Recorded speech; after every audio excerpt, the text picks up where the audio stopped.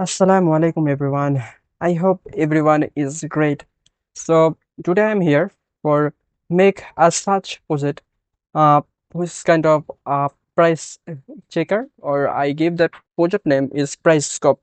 Suppose I want to buy a monitor and I see a monitor, same band monitor, which price is $1,000, and another platform that is 1,500. So uh, I want to check it where I get the most cheap rate in the same quality monitor. So that's why I want to make something which is can check and check all platform which platform offers the most cheap rate. So that is what like a price scope. So you can see here I make a UI and actually that UI is properly designed by AI. So yeah, we are working on an AI project and we decide to use Next.js as front-end framework, and for backend we will use we will of course use PostgreSQL because we don't PostgreSQL or MySQL because we don't want to pay any fees for database. So yeah, let's start it. First of all, I am start with creating a project. Okay, so let me create a Next.js project. Okay, so that is price scope. Price scope. Okay, so here I open the terminal and yeah, here I go on the Next.js official website and I copy that, then paste here. Okay, that is not copied yet. Yeah, this time that copy successfully. So yeah, it takes some time. Okay, to proceed. Yeah, I want to proceed. Then what is your project name? My project name is price scope. Would you like to use TypeScript? Yes, I like. Would you like to use ESLint? No, I don't want to use ESLint. Yes, I want to use Tailwind CSS. Would you like to use code inside SRC? Yes. Would you like to use app router? Yes. Would you like to use turbo pack? Yes. Would you like to customize the default? No, I don't want to customize. Okay, that is starting install and it's take little bit time. I hope that not take much longer. Mm, okay, I pause the video. Okay, so here you can see we are successfully created the project. So I just go on the price scope. Okay, cd price scope, and I open the VS Code.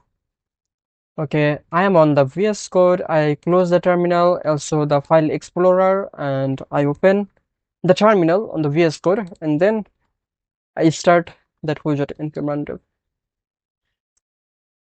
Okay, so here you can see we are using TurboPack for running the dev, project on our machine. Well, so I just go on the local host. That is probably 3000 port. Yeah, 3000 port. And yeah, we are successful. Now I want to remove all default code from here. Okay, I just go on the pages and I will remove all default code. So I add here RSC. Yeah, and that is landing page or homepage. Homepage. There have the layout and a global CSS where the background is this one or foreground is this. Okay, okay. I'm also looking the dark theme. And that's why I want to do some experiment. Like if I take lorem, yeah, that is on dark mode, and I want to keep it because my design is also on dark theme. Okay. So what I want, actually, I want to design the front end first. So yeah, first of all, what we can do. Okay. Mm, I think we can make something like this kind of something where we can design a neighbor. Okay, the temper only for those are not registered on this platform, and those are registered on that platform, we are going to show them that sidebar. I think that is enough. Maybe. I'm not sure, and I'm also not sure why we need that. Actually, like that home reports event, that is not relatable because I don't need that. So, but I like that design. So, instead of making that navbar, we can continue with that sidebar, and there have the content. Okay, so I want to do something like this, and yeah, let's do that. So first of all, what you can do, actually, now first of all, I have to make that kind of separating, like one side for doyer and another side for that content. So we're gonna to pick uh, a component library. So let me try out, first of all, check out for some component library. Then I will come back again. So we are successfully installed the component library, which is Daisy UI.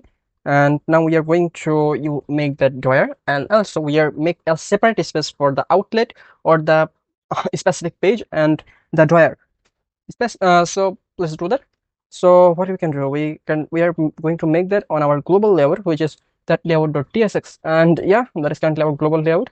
And I think that is okay. If we make that, is there have any problem? I I hope they're not having a problem. Yeah. So okay. If in future if we face any issue, then we will change that, and we come on a solution. Okay. So for solve that, for make a separate space for it, for that, so they have something like a responsive on the drawer. So I'm going to pick that.